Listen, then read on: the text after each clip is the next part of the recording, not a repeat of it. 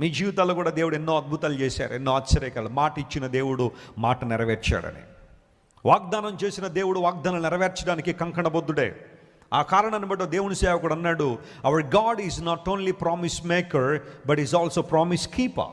మన దేవుడు కేవలం వాగ్దానాలు చేయడం మాత్రమే కాదు, ఆయన వాగ్దానాలు ఏం చేస్తాడు? ఆయన నెరవేర్చే దేవుడు. బైబిల్లో మీరు ఎప్పుడు కూడా ఈ సీక్వెన్స్ చూస్తారు. Promise has been given and God fulfil that promise in his due time. దేవుడు వాగ్దానం చేశాడు, వాగ్దానాన్ని ఏం చేశాడు చెప్పండి? తగిన సమయంలో ఆ వాగ్దానాన్ని నెరవేర్చాడు. అబ్రహాము జీవితాన్ని మీరు తీసుకోండి.